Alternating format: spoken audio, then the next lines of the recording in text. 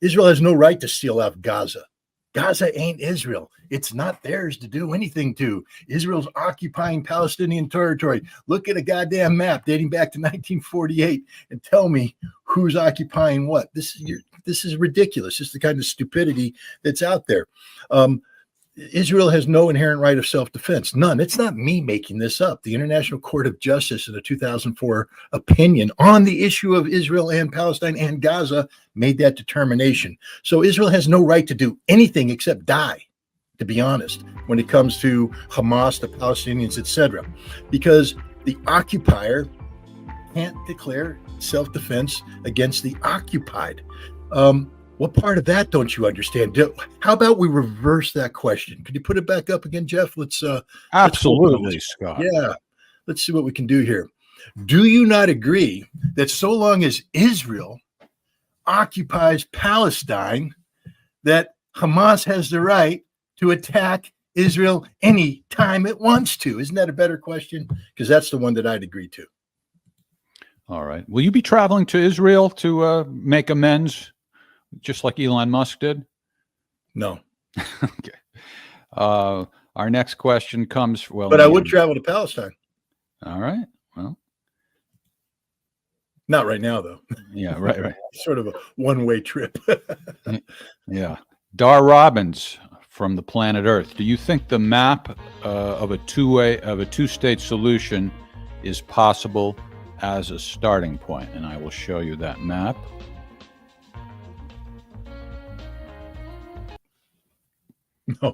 No, I don't think that's doable as a starting point. I think the map that is the 1967 boundaries is the appropriate starting point. Got a guy telling, don't insult the audience, dude. If you feel insulted, that's your problem. But not my problem. You can always hit click. That's an option. Click, done, goodbye. But no, I'm allowed to get be honest about my emotions and express them. And if you can't handle it, click. I'm trying to warm him up with that nice Chinese message. Jeff's like, don't, Scott, don't. They're our audience. How many times can I keep going back to this cheerful message? Thank you for making the show happy. Okay, I'm working on it. I love to be insulted. Don't ask stupid questions. Happy holidays. Simi from Kenya. Haaretz newspaper said the Israeli army admits that 1,000 officers and soldiers have been injured since the beginning of the war on Gaza, including 202 seriously injured.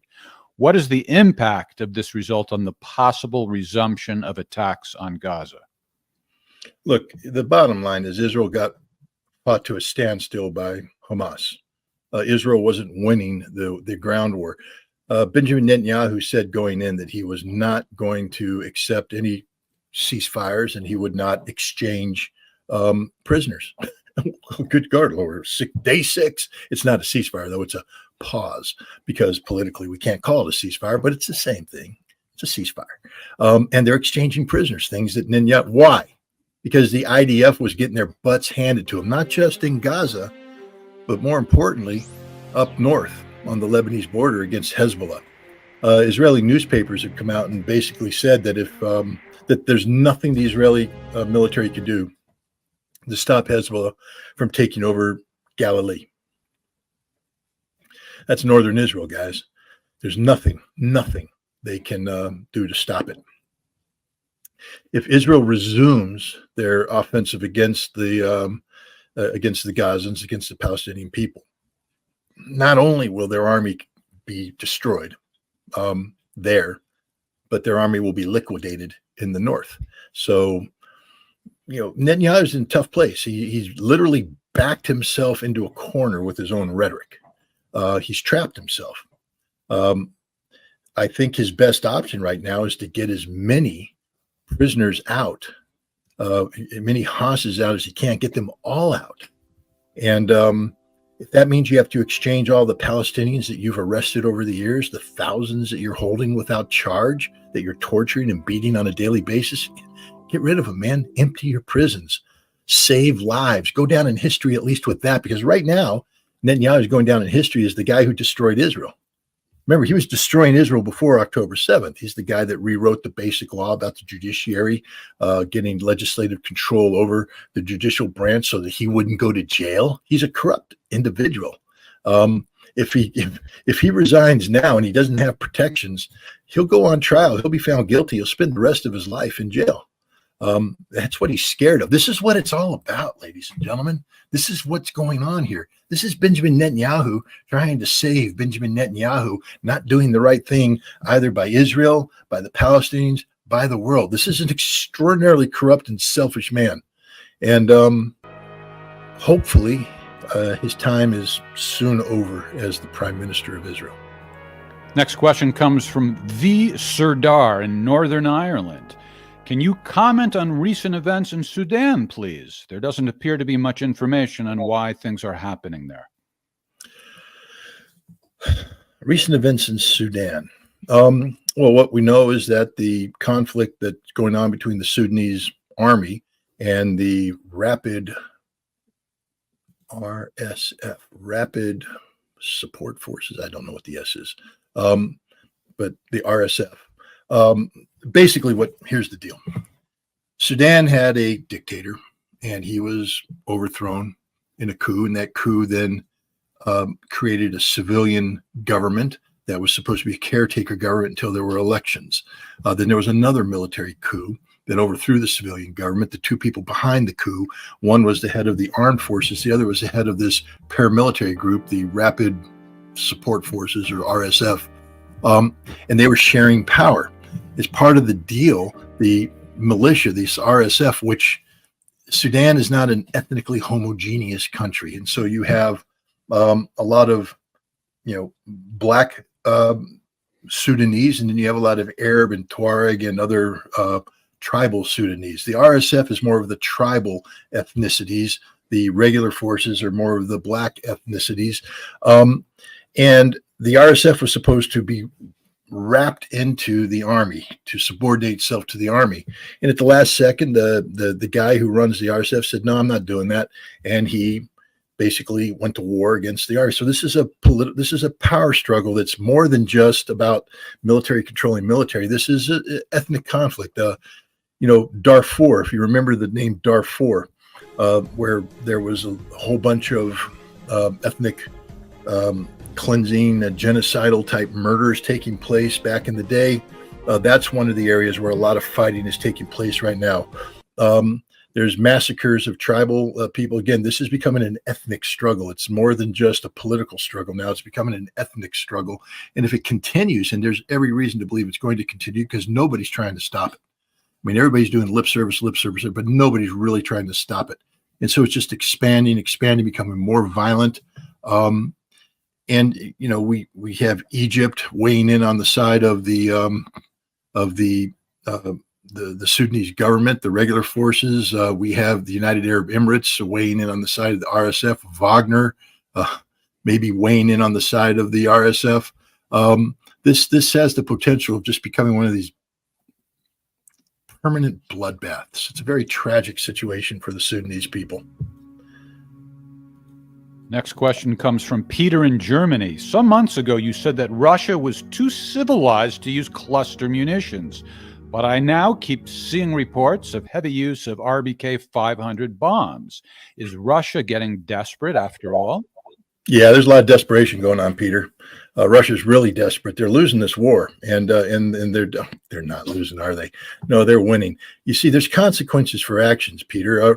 Russia is a civilized nation, and Russia said that we won't be the first to use cluster munitions. In fact, Russia wasn't using cluster munitions, but Russia said there will be consequences if Ukraine uses cluster munitions. The United States provided Ukraine with a significant number of cluster munitions, which have been used on Russian soldiers. Peter, have you ever been to war? Do you know what a cluster munition is? Have you ever been under the direct fire from cluster munitions? Do you realize the casualties that it carries out? The Russians have been dying under these cluster munitions. And guess what? Russia said enough is enough. They have employed better cluster munitions, and they're slaughtering the Ukrainians, butchering them, taking them out. Ukraine brought it upon themselves. NATO brought it upon Ukraine by giving them these weapons to begin with. Had they not introduced cluster munitions, this wouldn't be happening. But this isn't an act of desperation on the part of Russia. It's an act of retaliation for the initiation of the employment of cluster munitions by Ukraine. And the munitions they're using, they come from Germany of some places. Think about that, Peter. You guys did it. You're responsible. You made it happen. So do my people, the Americans. No, I'm not sympathetic to any German out there. No, I understand. I'm not here to, That was a nice little added detail that you threw in there. I wasn't expecting that. David in Los Angeles. Jeff is sitting here going, I got to stop this, man. This guy's spinning out. No, this is fun. I'm having the best time. This is the time of my life. David in Los Angeles. If a Palestinian state is established, would Hamas or the Palestinians attempt to recover land taken from them throughout history, such as the Nakba, and continue to have conflicts with Israel?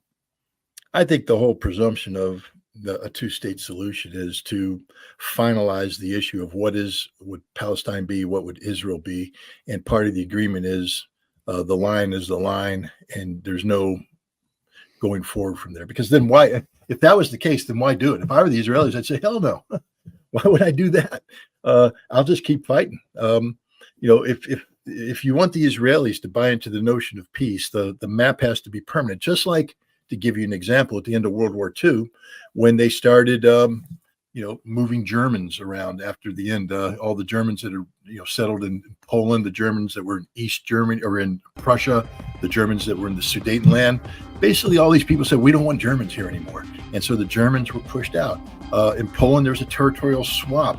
Western or Eastern Poland it became Western Ukraine, and Silesia and in Prussia became part of Poland.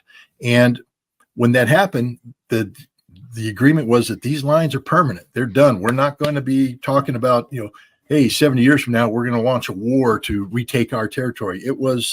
That's it.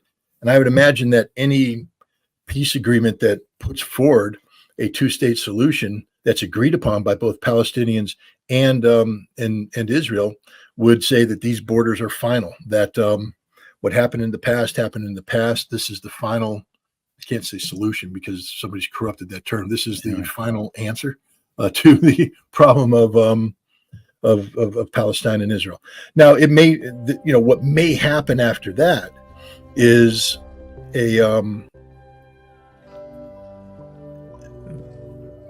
the complexity of a two-state solution is such that there may be an agreement down the road that a one-state solution is the more viable option, and it will morph into that. And that's a whole different ballgame.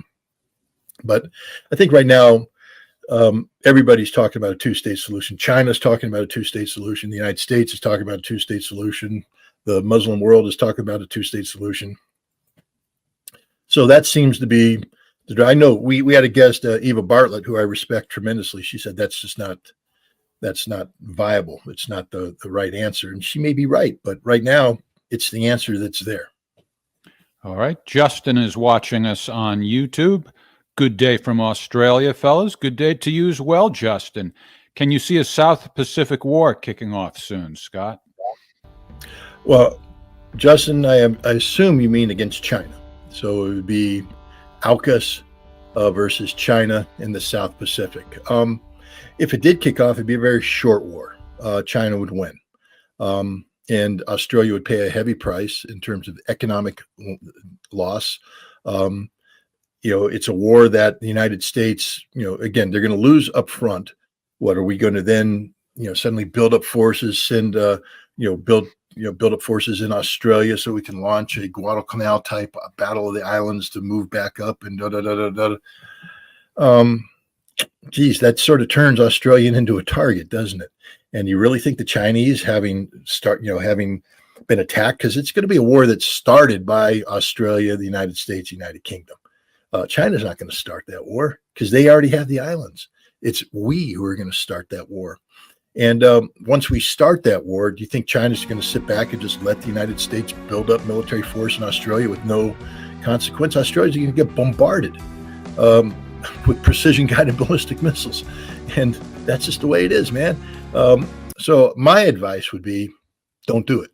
And, you know, Australia seems to be heading in that direction. Your prime minister has gone to China and re-engaged with the Chinese. They seem to be, acknowledging differences of opinion, but recognizing that in the best interest of both countries to have, sound economic interactions and, get the trade back up. That's the direction I think things are going right now. The United States, look, every general and admiral in the Pacific knows the reality of how weak the United States is. I mean, we run around and we have an exercise here, we have an exercise there. But, take a look at the number of troops involved and tell me if those troops really are going to have a meaningful impact on, a war with China. No, so I don't think there's going to be a war in the Pacific because it would be suicidal. That doesn't mean that there won't be a war in the Pacific because humans have a tendency to do suicidal type things. So, but I think in this case, we've already made a decision that in the United States that it's just not worth it. We're busy right now trying to stabilize relations with China. That's why President Xi Jinping went to San Francisco and met with Joe Biden there to create a sense of stability, to stop this from spinning out of control. Next question comes from Michael in Poland. What is your view or insight on the involvement of Israel in Islamist extremism in Africa, especially now, surprisingly at the same exact time with Palestine genocide? There was a genocide in the Congo, escalation in Sudan, now in Burkina Faso, etc.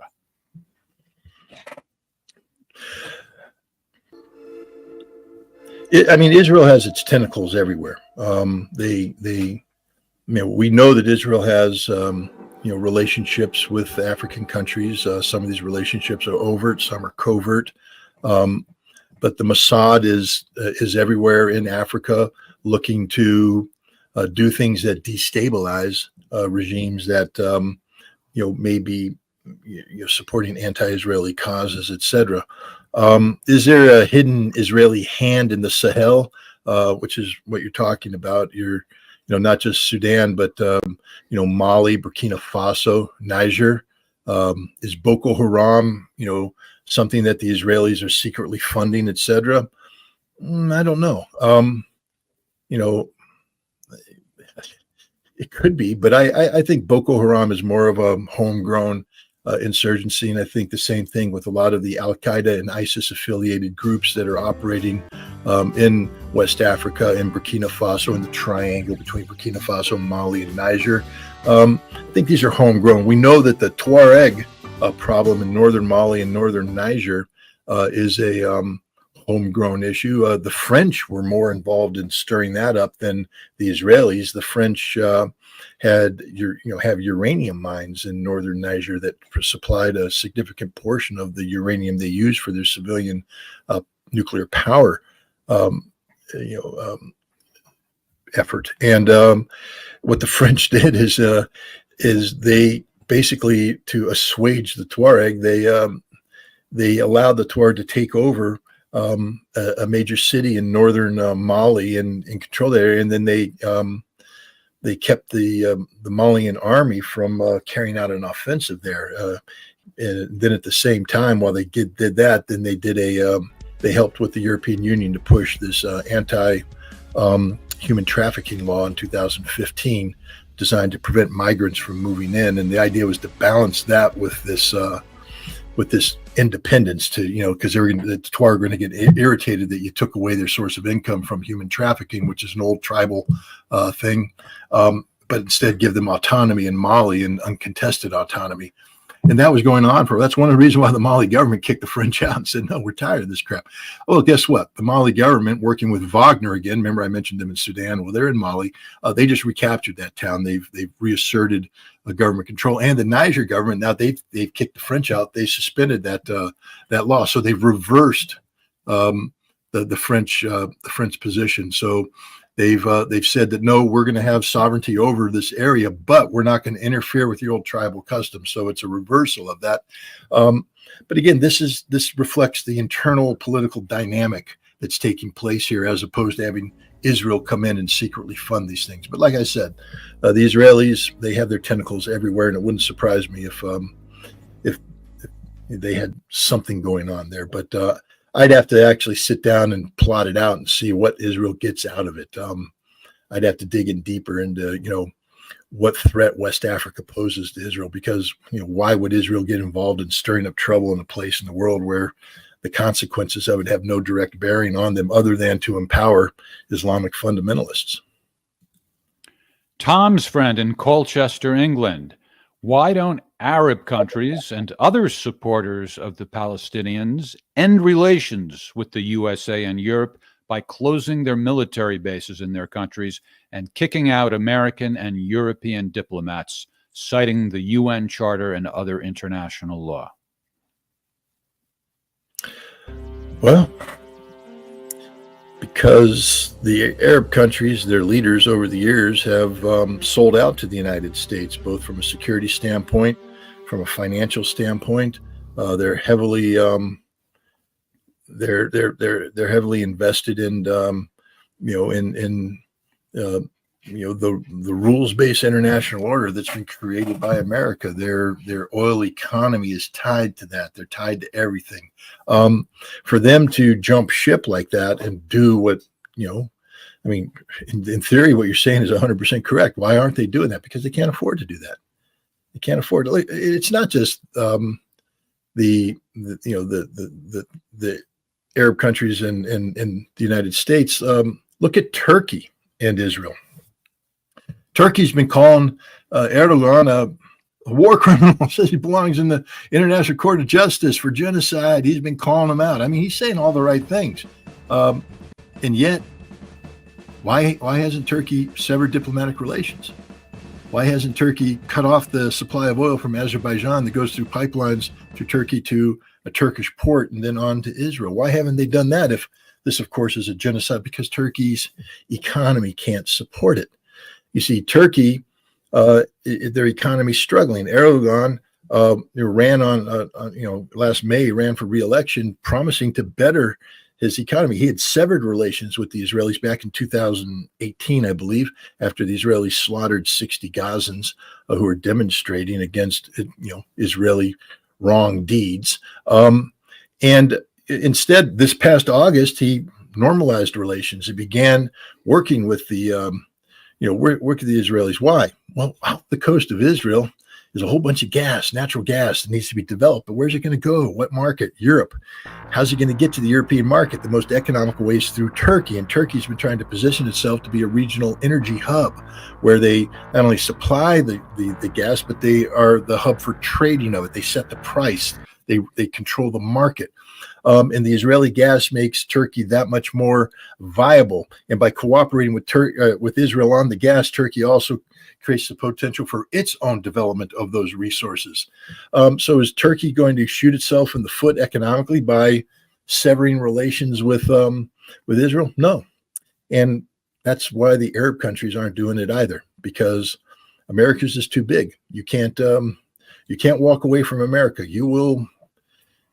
Especially if you've spent the last 60 years building a society that's premised on a close working relationship with America and Europe, to instantly walk away from that is problematic. Uncle Sweet Potato in Hong Kong. Where do the Hamas fighters get their weapons? Yeah, it's top secret. I can't talk about it.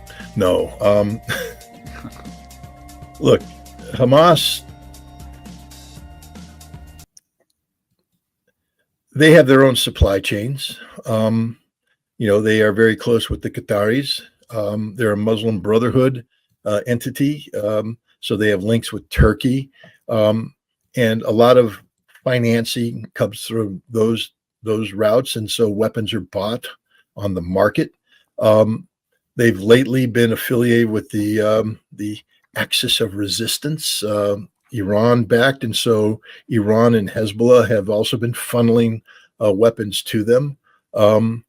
And then they have their own capabilities. They're building their own rockets. They are building their own tandem anti-tank rounds that have been very effective, by the way, against the Israeli tanks.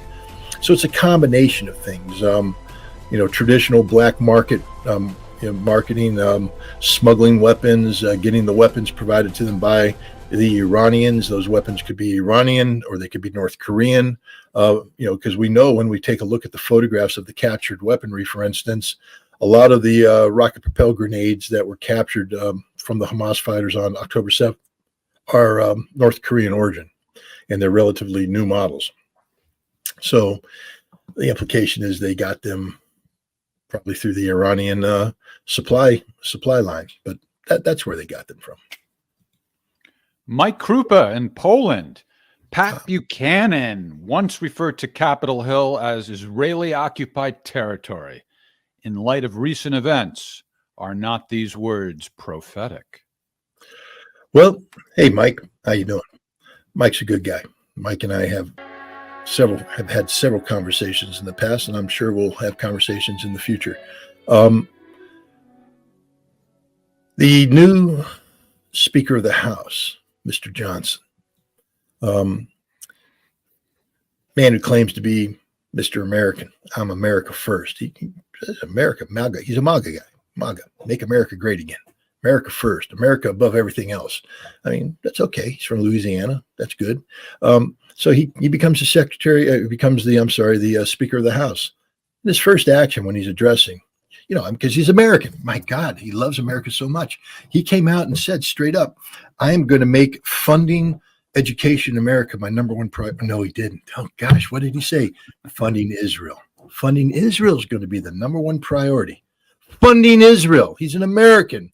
He's the number 3 guy in the line of succession. But his number one priority when there's so much crap going down in this country is to fund Israel. Mike, does that answer your question? We are bought by the Israelis. They own Congress. They own the Biden administration. They own American politics. You can't go against the Israelis politically and win. Ask Dennis Kucinich what happened. He was the mayor of Cleveland. Then he became the congressman from Cleveland, the West Cleveland neighborhood. A lot of minorities, a lot of pro-Palestinians. And Dennis Kucinich had a history of taking a pro-Palestinian cause. And he was so effective in that pro-Palestinian cause that AIPAC, the American Israeli Public Affairs Committee, they just claim to be just that. They're public affairs. They don't have anything to do with Israel. They're Americans, but they're actually a foreign agent working for Israel. And they brag about how they buy congressmen, how they challenge people, how they fund 98% of the congressmen they back with their money get elected. That means they own Congress. Well, Dennis wouldn't play their game. So what did they do? They went in and had Ohio gerrymander him out of business. They redistricted him. And all those 800,000 people that said, we like Dennis Kucinich, the way democracy is supposed to work, he has a constituency. They say, we like him. They cut it up. So those people's vote, no matter, it didn't count anymore because they weakened it. They spread them out, diluted them into pro-Israeli districts. Welcome to America. You're right, Cyrus. There is no democracy in America because that's not democracy. The AIPAC is bragging about in this next election cycle, they're going to spend $100 million buying Congress. They literally are saying that. We're going to spend $100 million to buy Congress. Now imagine if, Sergei,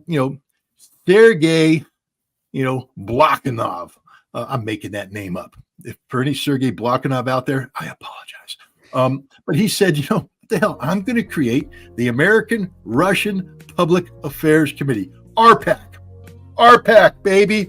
And we're going to spend $100 million, $100 million, provided by the Russians, by the way, but don't talk about it. $100 million to buy Congress, to do whatever Russia wants it to do.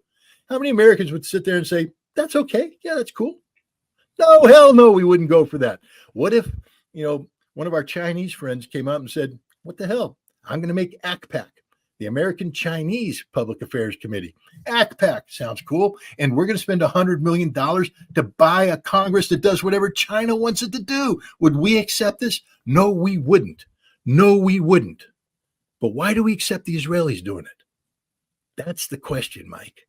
Israel's bought this country and nobody's allowed to talk. Hell, we can't even talk about it now because we suddenly became anti-Semitic. You see, Congress just passed one of these stupid resolutions where almost unanimously they went, yeah, if you criticize Zionism, you're an anti-Semite. Really? maybe Congress needs to reacquaint itself with a dictionary, because that ain't what the word means at all. But this is political, and definitions may have no meaning whatsoever. Congress has no meaning anymore. It's just a waste of American time and effort. I mean, because they're bought by Israel. When the Speaker of the House says his number one priority is to fund Israel, we got huge problems, America. For all you citizens out there in Flint, Michigan, how's that water doing, guys? Wouldn't it be nice to get some of that Israeli money over there to fix your water? But no, you can't. We got to buy them weapons so they can murder Palestinians. Yeah. No, you're right, Mike. They own us. Well, you're certainly right that we're not allowed to criticize Israel in some circles, but sometimes it's the other way around. Did you happen to see that story in Queens where the high school students saw a picture on social media of their teacher at a pro-Israel demonstration holding a sign that says, "I stand with Israel," and then the students rioted, and she had to hide in a room, and the 25 cops showed up. Did you happen to hear about that story? No, but what's the problem? Well, it fascinates me because I think usually American high school students don't even care about what's going on in other countries. And Not in Queens. Is that, and then not where they have a whole bunch of Palestinians and blacks and Muslims. I mean, no, there's a whole bunch of Americans. Most of them don't look like you and me, though, Jeff. Right. They're a different shade of American. And they care about Palestine. They care about brown people. They care about, what's going on. And again, look, I don't condone what those students did. Free speech is free speech. Free association is free association. But you can't basically condemn people when, because to say I stand with Israel today is to say I stand for genocide. I stand for war crime. You can't stand with Israel today. You can't. Literally, you can't, because Israel doesn't stand for anything good. Nothing good anymore. It doesn't stand for justice. It doesn't stand for peace. Israel exists to commit violence against the Palestinians. That's it. And that's all they're doing. So to sit there and say, I stand with Israel, it probably could enrage a lot of people. Well, it did. And I think you answered my question, because none of the news stories I saw mentioned the nationality of these students. And that's probably the answer to it. But New York also has a lot of Jews. They do. Yeah. But I don't imagine too many Jewish kids are going to public schools in Queens. Yeah. And then did you see the former Obama advisor who was harassing the food vendor? Yeah. Oh, man. Yeah. I wish I was there. No, I don't, because I'd be in jail. Yeah. There are just some people that you sit there and go, man, that guy's in desperate need of an ass kicking. What he was saying to that guy is just so vile, so disgusting, so outrageous. And this was a guy who was a senior policy guy in the in the Obama administration. It's crazy. But was it a crime? I don't know. I don't know. Well, I don't know. He was charged with harassment and aggravated assault, I think, or something like that. But he never touched it. I think when he talks about, having violence done on people, I hope that that's a terroristic threat. That's violence. Yeah, you don't get to run around. I mean, and say I don't know. Look, I think you're on strong lawyer. You're hopefully as a good lawyer. You're on terra firma when you talk about how obnoxious it was, but I don't know if it's really a crime. We'll see. Look, I didn't say it was a crime. I'm saying that he needs to get a lawyer and find out.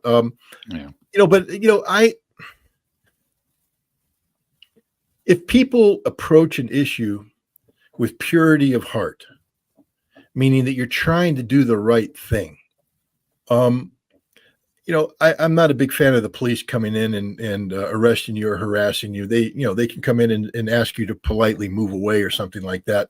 But if you come in with the opposite of purity of heart, you just want to be an asshole. should the police be arresting you? No, but am I going to cry when they do? No. Yeah, right. Get your own lawyer. You did it to yourself. You did it to yourself. This isn't, you can't sit here and scream injustice. Nobody compelled you to leave your apartment, come out and harass this Egyptian American, falafel salesman or whatever he was. Yeah. I wish I could show the video for people who didn't see it, so they don't know what we're talking about. You can Google it. Just search Egyptian food vendor Obama advisor, and you'll find it. Let's take a question coming in live on YouTube. Russian Ballet is watching us on YouTube. He says, "What do you think of Finland closing borders with Russia?" Why? I mean, I know what they're saying. That the Russians are somehow facilitating, unregistered immigrants across as a form of hybrid warfare to flood Finland with.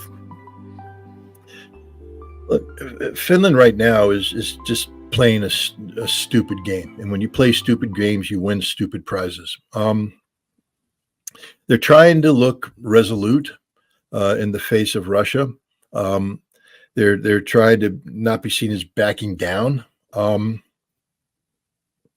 from Russia, and all they're doing is bankrupting themselves.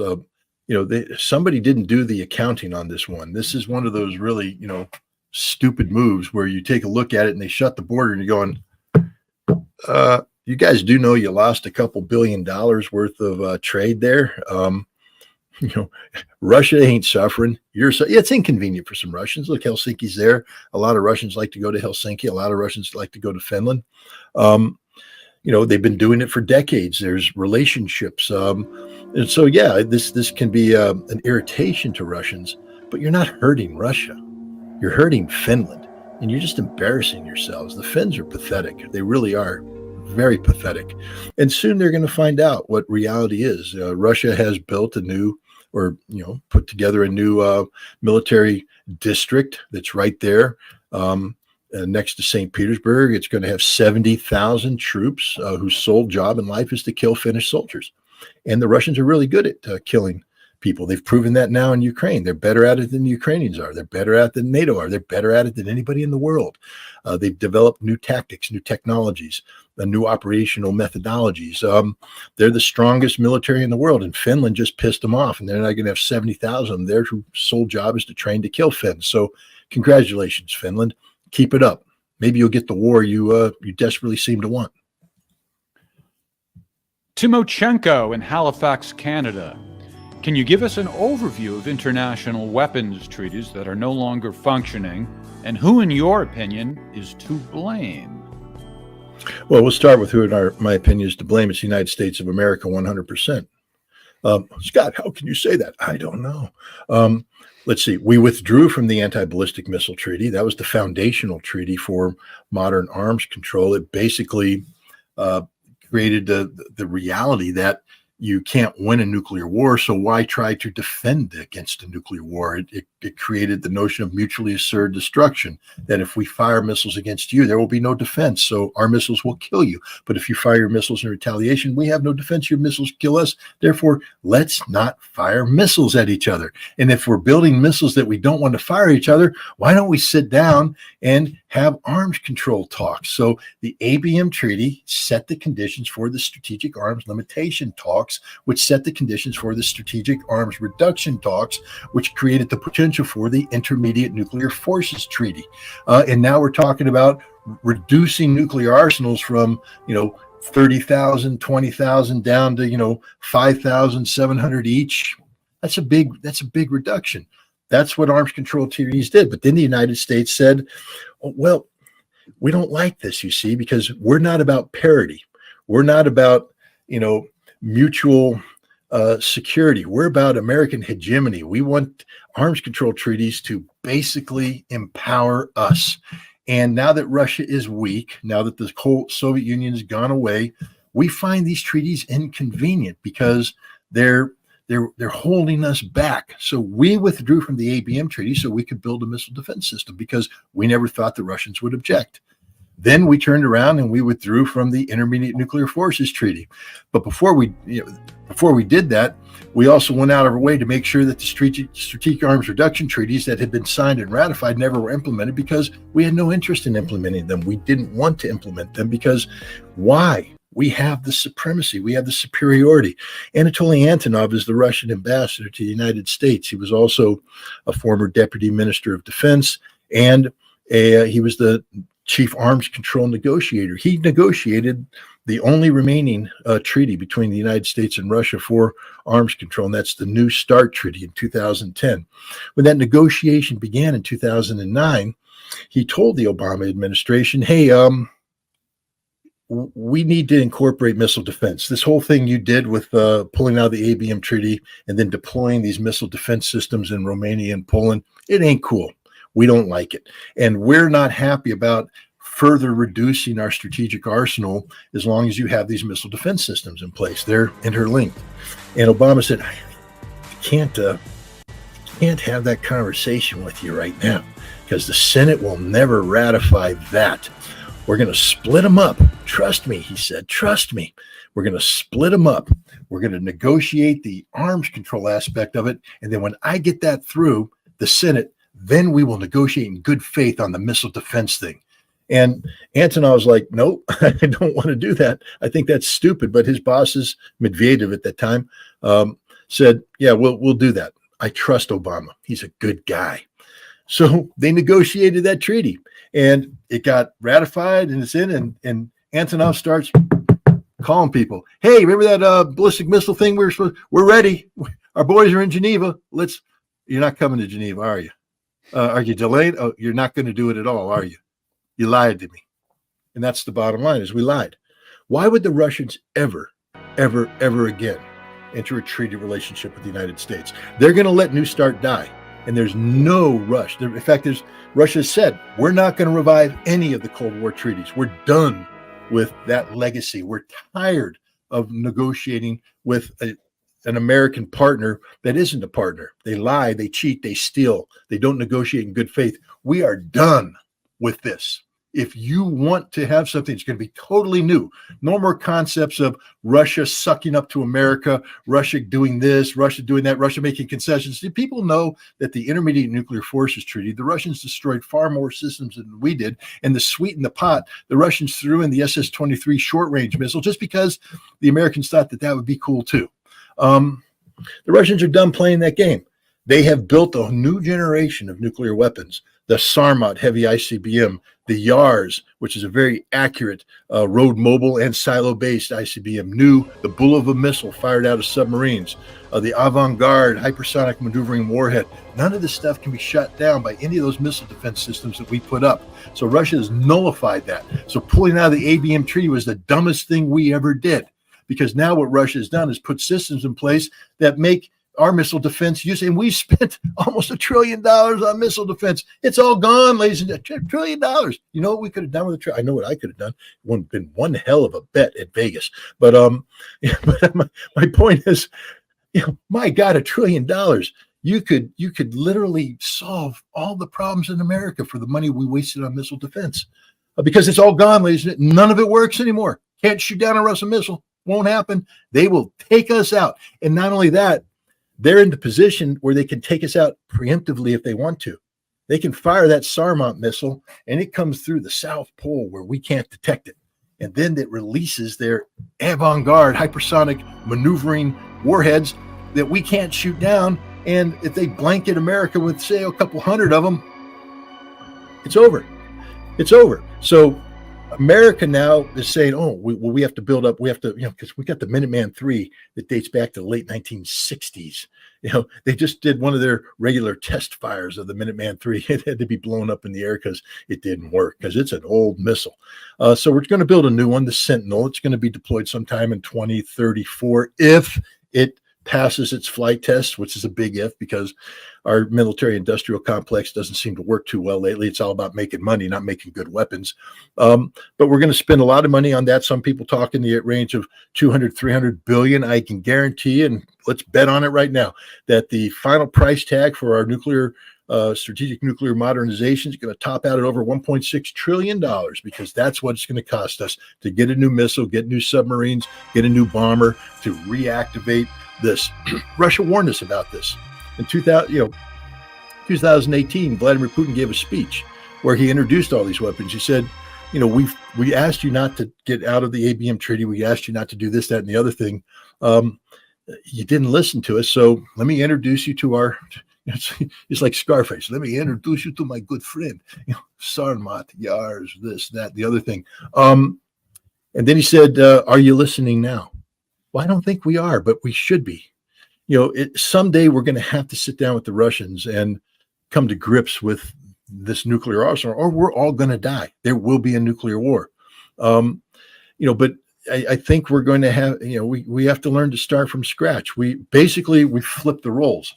It used to be that the Russians would want to have arms control with America because we had some superiority or things that I think we now need it. And the Russians aren't going to play that game. They're going to maintain their superiority. They're not going to concede their superiority. They're not going to give up the weapons that make them invincible from a nuclear standpoint. And we're going to have to learn to live with that and just try and control it, understanding that we will never again be in a position where we can go to bed at night feeling comfortable that nothing bad can happen, because the Russians now have the weaponry that can make very bad things happen anytime they want to. And it's our fault. Willie Bond 0007 is watching us on YouTube. The question from him, I guess, why isn't the Red Sea real estate of the Sinai utilized? I think that's what he meant to say. Is the Red Sea that polluted from the shipping?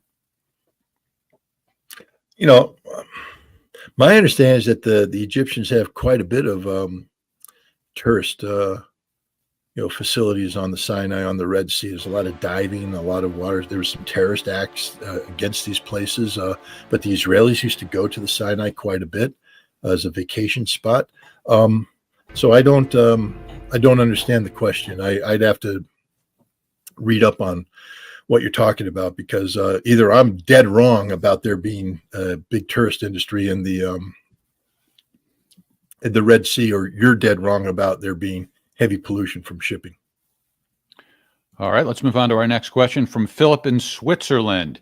If genocide is accepted in Western society, extremists like Nazis are promoted, and the truth no longer matters, are there still limits for these people? And if we do not resist, what will our future look like in 10 or 100 years? Will BRICS Plus save us all? Well, let's start with what our future will look like in 100 years if all this continues as you say. Have you ever driven around to go, and you can see it here if you drive up into rural New York, you can go by the homestead that was abandoned 100 years ago. It's hard to see because Mother Nature's come in and the trees have grown up, and the roots go through the house, and the house collapses and crumbles, and the shrubs and the brush are there, and there's animal and wildlife there. That's what the world's going to look like in 100 years when we're all dead. Mother Nature's is going to cleanse itself. The plants are going to grow. Cockroaches will morph into something because mammals will be all dead. So maybe we'll be eventually we'll be a planet populated by the bugs out of Men in Black. Who knows? But that's where we're heading. We're all going to die. There will be a nuclear war if we allow this kind of stuff to go on, because the mindset of genocide is a similar mindset to people who think you can win a nuclear war. That think that, guys, how do you win a nuclear war?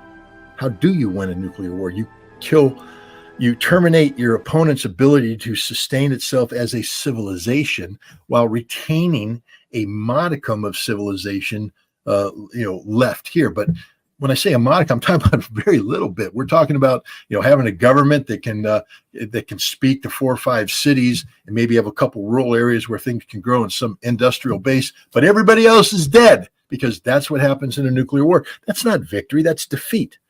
That's absolute defeat. Yeah, tube worms, man. They'll become the new. And you know what? They'll do a better job than we're doing. tubewarbs, I bet you would do a better job. Cockroaches would do a better job in managing the planet than we're doing. We're destroying this place. It's just ridiculous what's going on. But no, you're right. We need to start respecting human life. We need to start respecting human life, and we don't. We are intolerant of people who are different from us. I don't know how many times I hear people talk about, how many nukes will it take to destroy the earth? One.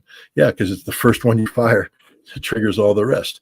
But, if we don't start respecting human life, we don't start respecting, other people's right to exist, then it's all over, because what goes around comes around. For every action, there's an equal and opposite reaction. And if we disrespect human life, don't be surprised when humanity disrespects our life and we end up killing each other.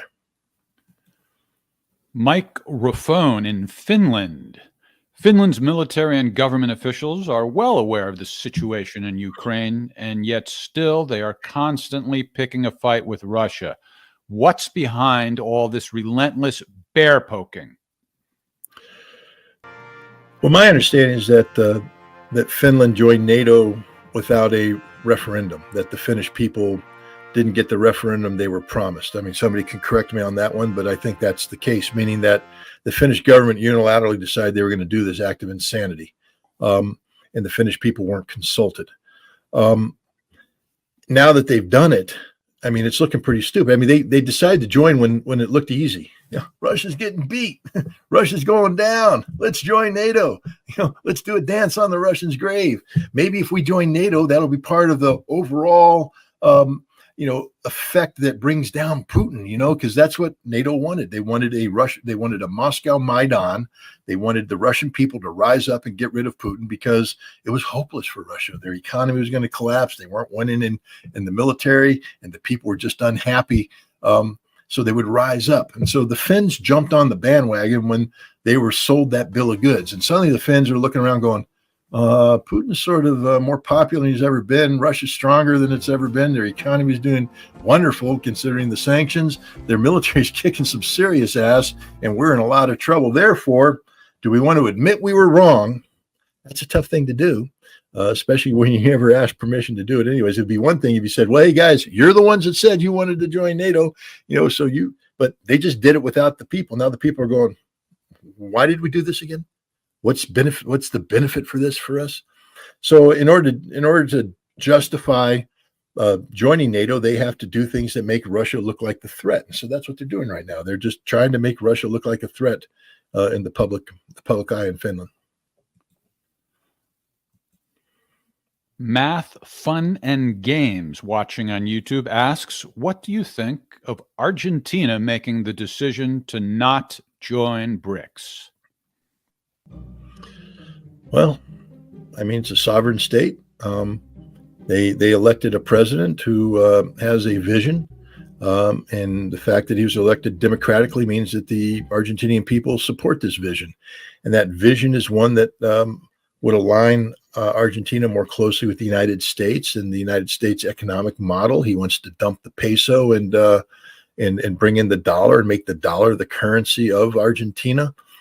This is a reversal of the direction Argentina was going, where they were jumping on the multipolar bandwagon, improving relations with China, with Russia. They were going to join BRICS, but that's over. It's a bold move on his part. That's my way of saying that this man's dumber than dirt, and it's that he's going to fail. I mean, I hope for the Argentinian people I'm wrong. I wish them all to have a very prosperous life with a sound economy, but that ain't going to happen. That's not the trajectory that the world's going on. Just because you have some dude that has lamb chop muttons and can hold up a chainsaw and dance around and very erotically, that doesn't mean that all those things that make people cheer and do the tango turn you into a leader of with the capability of doing this. History has made its vote. History is voting towards multipolarity. BRICS is the epitome of a multipolar institution. This is a fatal mistake by Argentina, and I think Argentina is going to pay a very, very heavy price going forward. Mark Kessler is watching on Facebook. Is Russia now committed to taking real estate from Kherson, Odessa to Transnistria? Yeah, that's. I'm writing an article right now. Just basically the working title of it is "Bye Bye Odessa." You know, I think the fate of Odessa was sealed recently when Zelensky and his government bragged about how they drove the Russian fleet, the Black Sea fleet, from Sevastopol. And because the majority of the heavy warships of the Black Sea fleet did leave Sevastopol and go to Russian ports on the Black Sea coast. Why? Because it was untenable. You had these waterborne drones. You had other drones coming in. And for the Ukrainians, they can fire 100 of these things. If one gets through, that's a sunk ship. That's a damaged ship. That's not the way the Russians want to play ball. Plus, now they basically have started carrying out these indiscriminate drone attacks against civilian targets in Odessa. It's basically kind of terrorism that they did against Donetsk for a number of years. They're now doing in Crimea. And so what you're telling the Russians is that there will be no peace in Crimea so long as Ukraine controls Odessa. And I think that this sealed the fate of Odessa. I think the Russians now understand that no matter what, how this war ends, the bottom line is if Ukraine controls Odessa, Crimea will never be safe. And so in order to guarantee the security of Crimea, you have to take Odessa. You have to take the Black Sea. You have to cut Ukraine off from the Black Sea. And once you make that decision, then you have to link up with Transnistria and make it, the continuity across. And this means that you're going to have to take Kherson, all of it. You're going to have to take Nikolaev. You're going to have to take Dnipropetrovsk, Kharkov, Sumy, Chernihiv. The Russians said a while ago, if Ukraine wants to continue this war, they're going to lose 5 more oblasts. I think I just named the 5 they're going to lose. So it's a decision the Ukrainians made. They brought it upon themselves. And just keep this in mind now that the head Ukrainian negotiators have come out and admitted that this war could have ended on 1 April had Ukraine simply signed the treaty that had been negotiated. And when you listen to the treaty, he says, and Arestovich has said this too, and others have said, when you look at the text, it was almost like we were dictating the terms of conflict termination with the Russians. The Russians were giving us so many concessions concessions we weren't demanding, by the way. The Russians were putting it on the table because Russia apparently wanted peace. Imagine that. Vladimir Putin, the world's greatest warmonger, really wanted peace and was willing to make tremendous concessions to the Ukrainians to achieve peace. All they had to do is say, we're not joining NATO. That's it. Well, here they are, 400,000 dead later, 20 million displaced later, a destroyed economy. They've already lost 20% of their territory. They're probably going to lose another 30%. Wow, that deal's looking pretty good, and those people who turned it down are looking pretty bad. Saman in Tehran. We all know what Western governments stand for in the conflict in Palestine. Assuming a truce is reached, should other world leaders, such as Putin and Xi, push Hamas to maintain peace and no longer fight for the Palestinian dream? First of all, let me just point out that we have one hell of an audience. Man, we're taking questions from Iran, from Finland, from Russia. I mean, this is pretty cool. So, Saman, thank you for chiming in. Thank you, everybody, for chiming in. From China, we now have a large expanse of Chinese. It's amazing. So this is pretty cool. I like this. When I went to Iraq back in 2002, I spoke before the Iraqi parliament, and I had to give a speech that was designed to get weapons inspectors back in. But the premise of the speech was that Iraq had to change what it was, the way it was behaving. And one of the things that I had to ask the Iraqis to do was to make peace with Israel. And if you know anything about Iraq under Saddam Hussein, that wasn't there. But what I told him is that you can't be more Palestinian than the Palestinians, meaning that if the Palestinians are willing to enter into a peace agreement with Israel, then everybody else has to be as well. I think Hamas is sort of in that situation now where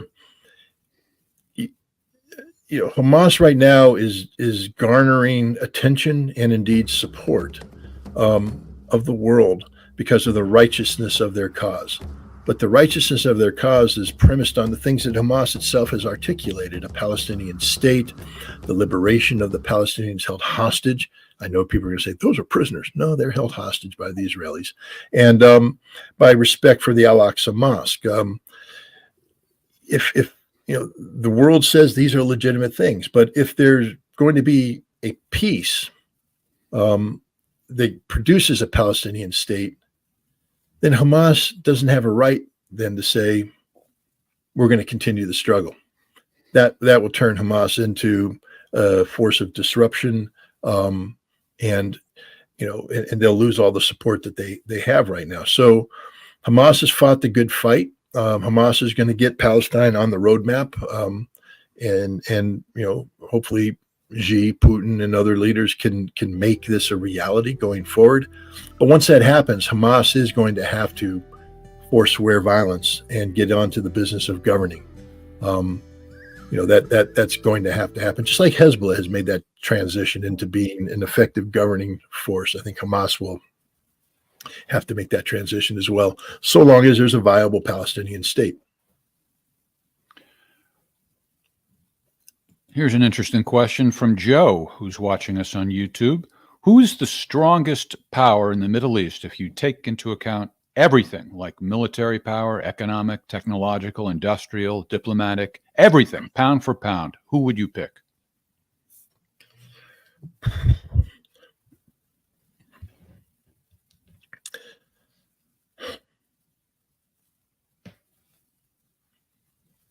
Well, I'm going to say Iran. I think Iran is one of the reasons why is that Iran has developed its capability despite sanctions, despite isolation, with an economy that's been hamstrung. They have built something today that's quite remarkable. And because they built it under all this stress, what they've built is actually far more resilient than something that was built in systems that weren't under similar stress. So I think the Iranians have tremendous capabilities, and these capabilities are designed to be conventional deterrents, like their ballistic missile programs, et cetera, that help dictate the what goes on regionally and indeed globally. So, and Iran, of course, has an economy that now is starting to flex its muscles, starting to, they're going to reach out into Central Asia, become more diversified. They're becoming part of BRICS. They're part of the Shanghai Cooperation Organization. Yeah, Terry, you're right. They're not just great engineers. Iranian students place high in the International Math Olympics every year. They're pretty good. One of the things that came out of studying the Iranian nuclear program is that the IAEA inspectors who were taking a look at the various scientists that comprise the nuclear enterprise of Iran, and then the institutions in Iran where they got educated, it appears that Iran has the highest rate of peer-reviewed PhD theses in the world. And peer review doesn't mean within Iran, it means globally. As you publish it, it gets sent out around the world and comes back. They're smart guys, smart gals. So I say that Iran is probably the strongest nation in the Middle East today. Okay, let's go on to our next question. This is from Bryce Buttram in Michigan City, Indiana. My dream collab podcast would be Scott and Whitney Webb. Have you heard of her? Are you familiar with her work? No, but Jeff, you're fired.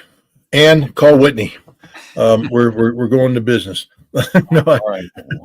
Anne has a very extensive Rolodex, that's for sure. We're in trouble. Say again? I said Anne has a very extensive Rolodex, so I'm sure she has her phone number. She does. No, I have to be honest. I hope I'm not insulting anybody. I'm definitely hope I'm not insulting Whitney.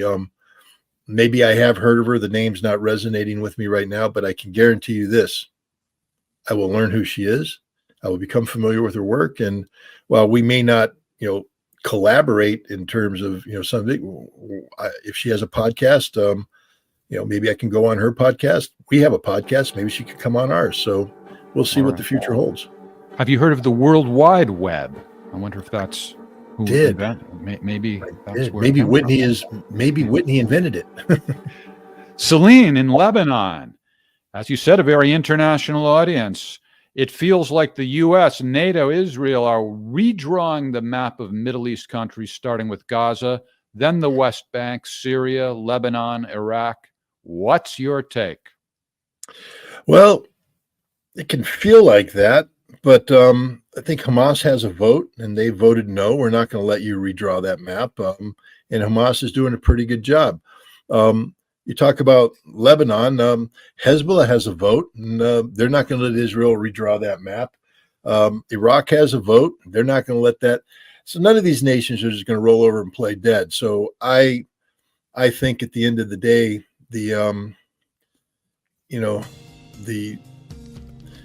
ability of non-Middle Eastern nations to manipulate the geography and the geopolitics of the Middle East is diminished greatly. It's not like it was back in World War I, where a bunch of fat white guys could get in a room smoking cigars and drinking whiskey and drawing lines on a map and saying, that's the way it's going to be, guys.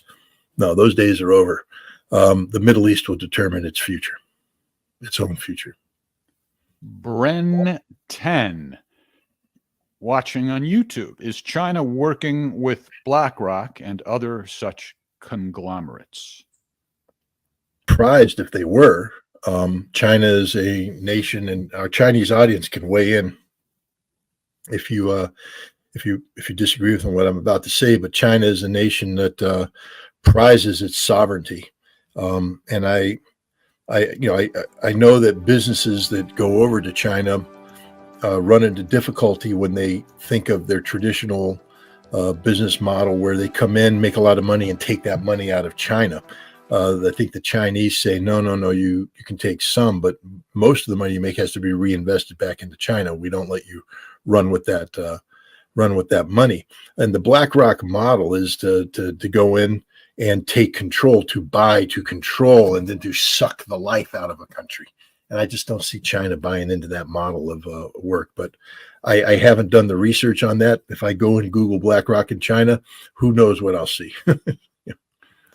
We have a question from Katie Meigs, maybe, watching on YouTube. Would the U.S. military be more effective if there were a draft? Would there be a powerful anti-war movement? Mm-hmm. If we could draft people for 5 years, we might be more effective. But the point is, anything less than that, given the complexity of modern warfare, we're not producing high quality. And I have to, caveat this by saying that my experience is with the Marine Corps, and I know what it takes to make a fully combat, capable Marine, and you can't do that with a draft, a conscript. This is why I'm critical of the Israeli Defense Force, because they, you can't make a truly professional military with a 2.5-year conscript. Weapon systems are too complex. Tactics, operations are too complex. Now, I mean, if you take a look at what's happening in Russia, the integration of drones, electronic warfare, there's just weird stuff happening that didn't happen before. Radar imagery is a big deal right now because, and especially in a place like Ukraine, where there's cloud coverage all the time, a lot of the intelligence is collected using radars. Radars have certain frequencies, and the Russians now are putting these electronic warfare umbrellas over their units, blinding them from any radar imaging that the West is doing on behalf of Ukraine. This is all really complex stuff. It takes a long time to do it. Back when I was in the Marine Corps, it took me 2.5 years in an artillery battalion to perfect the tactics that we would need to win and prevail against the Soviet threat. And once I learned it, and then I got shipped out, that means the next Marines that come in have to do that too. And if your conscript soldier is 2.5 years, and half of that's going to be spent just training them before they even get to the field. They're never going to perfect these tactics at all. So I don't think a draft army is going to be the best thing for the United States, given the complexity of war. If we went to a draft army, we'd have to rethink the whole way we fight. We'd have to simplify it, dumb it down, so that they can operate within the parameters, within the scope and scale of their capabilities. But you don't want to buy a F1 Formula One racing car and take a person that has passed high school driver's education, say, there it is, buddy, drive it. No, you want a F1 Formula One racer who's highly skilled, an expert driver. That's the guy who should be driving it. If you build a military that has M1 tanks, M2 Abrams, complex systems, and all this, you need people who can be trained on that and then can spend the time necessary in the unit to become experts on the equipment. You can't get that from a draft army. Now, the second part of your question was, would this help empower an anti-war movement? That's the Vietnam experience. When we had a war, the Vietnam War, we drafted suddenly we saw that people now had a personal stake in the matter, and you saw a growing awareness amongst the American population about what was going on in Vietnam, and it helped turn the tide from a public opinion standpoint. We don't have a Vietnam right now. And to be honest, the anti-war movement doesn't exist in America anymore. There's little nodes here and there, but there's no cohesive anti-war movement. But there's a new one that's about to emerge in connection with the Waging Peace campaign. Well, we hope. I don't know if it'd be an anti-war. I think it's a pro-disarmament movement. But right. I think we should use different language anyway, but something comparable to it. Well, we're trying to do something that promotes peace and promotes, not nonviolence, but peace as the best way forward. But I don't have confidence in the anti-war movement today, the way it's currently configured, and I don't think that a draft would build it up. I don't think the American people are ready for a draft right now. By the way, I think we're going to have this all volunteer force, and then we're just going to get weaker and weaker and weaker and weaker. And the next big war we have, when on day one we suffer 15,000 casualties, we're going to go, how the hell did that happen? Yeah, then we'll know, because we allowed our military to diminish to the point where it can no longer fight and win a war anywhere in the world today. All right, well, we're going to do an abbreviated version of Ask the Inspector tonight. Both Scott and I are on the road in different places. Before we wind things up, I wanted to just ask you about this event, the event in Portland. Can you tell folks a little bit about what is going to be happening there, what you're going to be talking about, or who else is going to be there?